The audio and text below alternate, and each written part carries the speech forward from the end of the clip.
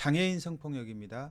상담 전 상담원의 자기 점검이 필요합니다. 상담을 시작하기 전에 상담원은 장애인에 대한 편견과 오해를 가지고 있지 않은지 점검해 봐야 될 필요가 있습니다. 먼저 장애인을 의사소통이 불가능하고 판단력이 부족한 사람으로 전제하지 않는 것입니다.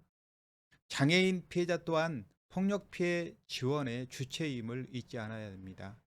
또 피해자의 장애에만 집중해 모든 문제의 원인을 장애로 돌리지 말아야 됩니다. 또 장애 여부를 떠나 여성 폭력은 사회적 권력의 문제라는 점을 잊지 않아야 됩니다. 다음으로 장애 유형의 특성을 모든 장애인의 특성으로 일반화하지 않는 것이 필요합니다. 자, 장애인 상담할 때 또 유의점을 살펴보도록 하면서 살펴봐야 될 점들이 있습니다. 아래 사실들을 좀 파악해 볼 필요가 있는데요.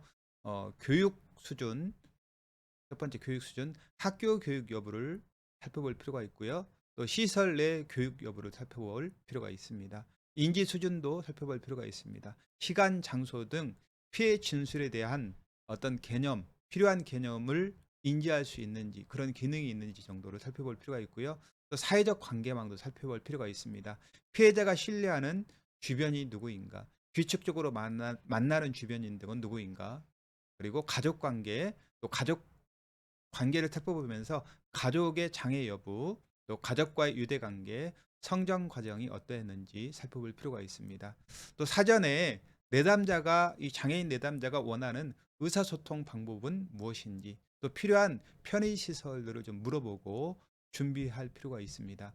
또 비장애인 내담자보다 장애인 상담은 시간적 여유를 충분히 두고 상담을 진행할 필요가 있습니다. 또 내담자가 이해하기 쉽게 최대한 쉬운 표현과 문장으로 질문을 해야 됩니다. 또 질문은 짧게 하고 한 가지씩 개방형으로 하여서 자유롭게 말할 수 있도록 합니다. 그리고 내담자가 이해하는 단어가 상담원이 알고 있는 단어와 같은 의미인지 확인해 볼 필요가 있습니다.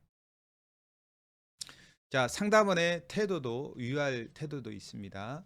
상담, 또 진행 상황 등의 정보 제공, 의사 결정을 할 때 장애인 당사자가 아닌 부모 등 주변인과 또 주변인만 소통하는 거, 이거 좀 주의를 해야 되겠죠. 장애인이 먼저, 당사자가 우선이다, 그런 말씀을 드리고요. 부모 등 주변인과의 상담 내용으로 피해자를 평가하고 통제하고 있지는 않는가, 네, 살펴봐야 되고요. 피해자의 이야기를 제대로 이해하지 못했음에도 신뢰가 될까봐 다시 확인하지 않는 거 살펴봐야 됩니다. 또 성인 피해자를 아이 다루지 하는 거 아닌가 하고 살펴봐야 됩니다.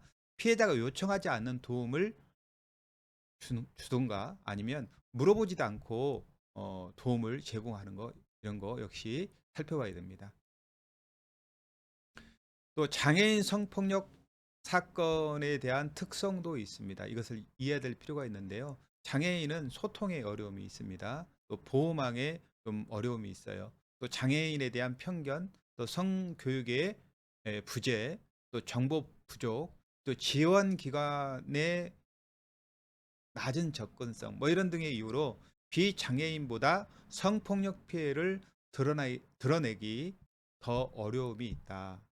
그리고 가족 등 제3자가 알게 되면서 피해 사실이 드러나는 경우들이 많습니다.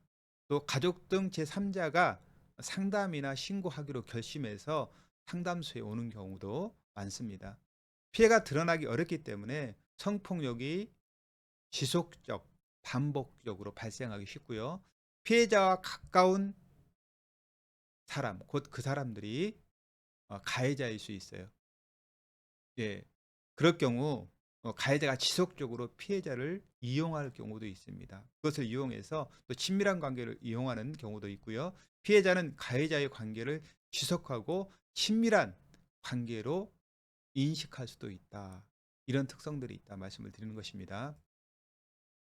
다음으로 성폭력과 성관계 구분을 장애인이 어려워할 수 있습니다. 이는 장애로 인해서 인식이라든가 표현을 못하는 수도 있고요. 또 성교육을 제대로 잘 못 받은 경우도 있고요. 또 성폭력에 대한 인식이 부족할 수 있기 때문에도 그렇습니다.